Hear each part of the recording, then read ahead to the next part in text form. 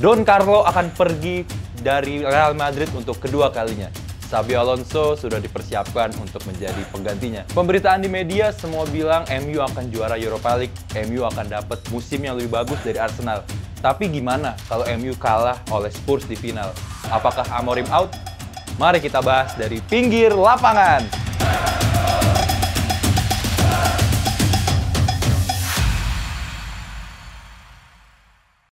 Don Carlo Ancelotti akan menukangi Selecao atau timnas Brazil. Dengan taktik andalannya sudah pasti Jogo Bonito. Walaupun berkebangsaan Italia, Don Carlo tidak asing lagi dengan nama-nama pemain dari Brazil. Sebut saja dari AC Milan, ada Ricardo Kakà, ada Cafu, Nelson Dida, Serginho. Bahkan di tim sebelumnya Real Madrid, ada nama-nama yang tadi awal sudah saya sebutkan. Vinicius Junior, Endrick, dan juga Rodrigo. Dan ada juga Eder Militao. Meskipun bukan pelatih lokal dari Brazil, tapi hubungan Don Carlo dengan pemain-pemain Brazil sudah lekat dari zaman dia melatih di AC Milan. Tapi permasalahan yang dihadapi Don Carlo ada satu. Penyerang Brazil isinya winger semua. Sebut saja nama-nama seperti Vinicius, Rodrigo, Matheus Cunha. Di Barcelona sedang bagus ada Rafinha, ada Martinelli, dan Goat Anthony. Ada juga Savinho. 7 nama yang saya sebutkan ini pemain-pemain berkelas, tapi berposisi di sayap semua. Mungkin yang bisa jadi striker tengah atau center forward adalah Joao Pedro atau Endrick.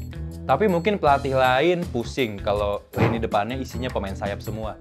Tapi tidak untuk Ancelotti. Karena di tim sebelumnya Real Madrid, Ancelotti praktis tidak bermain dengan striker tengah atau nomor 9 murni. Di musim ini, Kylian Mbappe yang aslinya adalah sayap kiri ditaruh di posisi nomor 9 atau penyerang tengah. Apakah berhasil? Tentu saja berhasil. Sampai video ini dibuat, Mbappe telah mengoleksi 38 gol dan juga 4 assist dari semua kompetisi di Real Madrid. Dan di musim sebelumnya, saat Mbappe belum datang ke Madrid, Jude Bellingham yang mengisi posisi false 9 ditemani oleh Vinicius dan juga Rodrigo. Apakah berhasil? Berhasil juga. Karena Champions League ke-15 Real Madrid lahir pada musim lalu saat bermain dengan false 9. Jadi permasalahan-permasalahan seperti tidak ada striker tengah sepertinya bukan sesuatu yang harus dipusingkan oleh Ancelotti ya. Karena kalau kita berkaca di match Brazil sebelumnya saat melawan Argentina di kualifikasi Piala Dunia zona Amerika Selatan, Vinicius lah yang bermain di striker tengah. Itu mungkin bisa dicontoh juga untuk Ancelotti. Tapi memang 3 forward lainnya, Rodrigo, Rafinha, dan juga Cunha, itu aslinya semuanya pemain sayap. Cuman Cunha yang harus ngalah dan menjadi nomor 10 di belakang Vinicius. Ya memang stok berlimpah di bagian sayap, tapi pasti dengan man management yang baik oleh Don Carlo, ego-ego mereka pasti bisa diredam lah. Yang jadi sayap, bolehlah ke tengah-tengah dikit. Kenapa Brazil dibilang aman aja kalau pemainnya tidak ada striker tengah? Karena man management Don Carlo yang baik.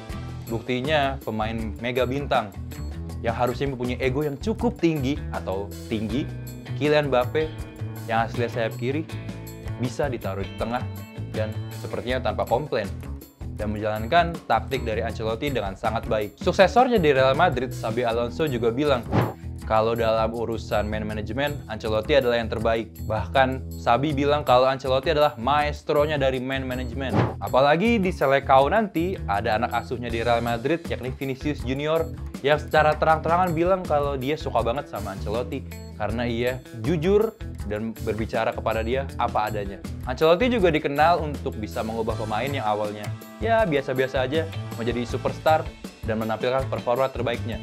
Masih dari contoh pemain yang sama, Vinicius Junior. Di masa Real Madrid bersama Zinedine Zidane, Vinicius 90 kali bermain, 11 gol dan 8 assist.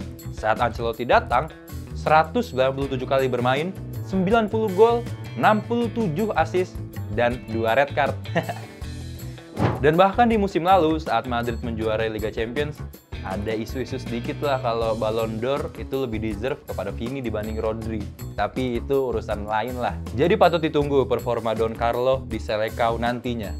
Karena tetangganya Argentina baru aja juara Piala Dunia di edisi sebelumnya dan juga mengalahkan Brazil 4-1 di kualifikasi Piala Dunia 2026. Adalah balas dendamnya dikit. Lanjut kepada suksesornya Carlo Ancelotti di Real Madrid, Xabi Alonso. Menjadi pemain di Real Madrid selama 5 musim. Jadi gelandang bertahan yang cukup flamboyan. Xabi Alonso menukangi Leverkusen selama 3 musim. Dan musim terbaiknya ada di musim lalu, 2023-2024. Juara 1 kali Bundesliga, mematahkan dominasi Bayern Munchen, 1 kali DFB Pokal, dan unbeaten selama 53 match beruntun. 53 match beruntun, hanya putus di final Liga Eropa, sayang sekali. Harus kalah dari Atalanta dengan skor 3-0, tapi 53 match beruntun tanpa kekalahan, itu rapor sangat baik bagi Xabi Alonso dan juga Leverkusen. Tapi Fabio Capello bilang kalau memanajeri Real Madrid itu adalah sesuatu yang lain. Dia respect, dia memuji Xabi Alonso berhasil memutus dominasi Bayern Munchen di Jerman, segala macam pencapaiannya, tapi memanajeri Real Madrid adalah satu hal lain. Sesuatu yang jauh lebih sulit, dia bilang. Tapi dengan seluruh tantangan yang ada, Xabi Alonso telah done deal untuk memanajeri Real Madrid hingga tahun 2028 dan akan memulai karirnya di FIFA Club World Cup pada pertengahan Juni bulan 2025 nanti. Untuk formasi yang akan dimainkan Xabi Alonso, ini ada sedikit perdebatan seru nih. Karena banyak orang yang bilang kalau Real Madrid selama ini tidak memerlukan formasi atau taktik yang rigid. Biarkan pemain-pemain yang jago itu, yang superstar itu bermain sesuai dengan kapasitasnya masing-masing. Biarkan mereka berekspresi.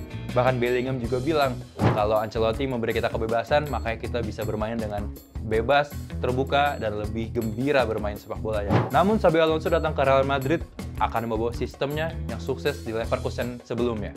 Ia memakai formasi 3-4-3 dengan prediksi skuad Real Madrid musim depan adalah sebagai berikut.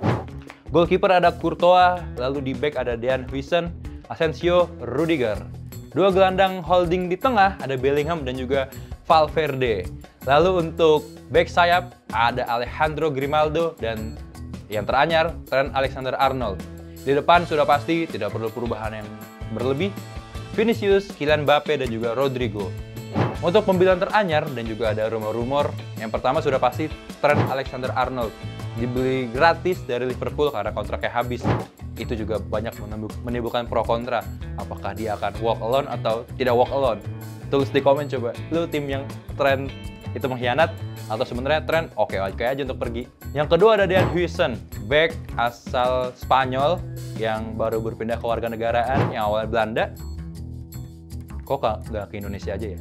Dean Huijsen, back muda berusia 20 tahun dari Bournemouth yang akan ditebus dengan mahar sebesar 50 juta pounds dari Bournemouth. Lalu yang ketiga, ini yang menimbulkan kontroversi nih, Alejandro Grimaldo. Karena kalau dilihat, back kiri atau wing back yang akan dimainkan skemanya oleh Xabi Alonso adalah menjadi peran yang cukup penting. Dan di Madrid, sepertinya stoknya juga tidak terlalu banyak. Makanya butuh nama back kiri atau wing back dari tim sebelumnya Xabi Alonso, yakni Alejandro Grimaldo. Dia juga pemain dari Spanyol, jadi ya untuk bahasa dan budaya kayak nggak susah-susah banget lah. Cuman yang susah nih satu nih, dia akademi La Masia. Ya mungkin kalau dia main di Camp Nou akan ada di media-media juga akan digoreng isunya kalau dia La Masia pindah ke Madrid. Ya walaupun kalau Grimaldo pindah jatuhnya nggak direct juga sih, cuman kayaknya ketegangan-ketegangan itu masih ada di Spanyol sana. Selain Don Carlo, kita juga patut menunggu performa Xabi Alonso di Real Madrid. Apalagi rivalnya FC Barcelona baru aja juara La Liga, Copa del Rey, dan masuk semifinal Champions League. Walaupun harus gugur terhormat lah oleh Inter Milan. Ya sementara Real Madrid kemarin di Liga Champions, walaupun juara bertahan, cuma sampai per 8 besar. Itu juga kalahnya sama Arsenal. Lanjut ke bahasan terakhir, Manchester United yang akan berlaga di final Europa League di San Mamés, Bilbao pada Kamis dini hari nanti. Man United saat ini menempati posisi belasan di Premier League, kadang 15, kadang 16, kadang 14 juga, dan akan bertemu dengan Tottenham yang juga ada di posisi belasan Liga Inggris. Ini kok bisa dua tim belasan masuk final Eropa ya? Cuman kita kesampingkan itu, ya mereka berdua layak.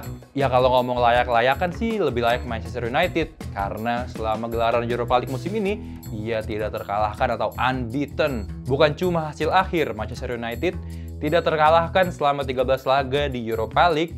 Namun dalam mencetak gol itu bagai langit dan bumi antara Liga Inggris dan juga di Liga Eropa. Di Liga Eropa, Manchester United mencetak 31 gol dari 13 laga dengan rata-rata 2,38 gol per pertandingan. Sementara di Liga Inggris, MU hanya mencetak 39 gol dari 34 laga atau rata-rata 1,14 gol per pertandingan. Itu jauh banget sih bedanya ya. Ya, tapi apa yang bikin beda ya performa MU di Liga Inggris dan juga di Liga Eropa? Apakah karena faktor uang? Bisa jadi.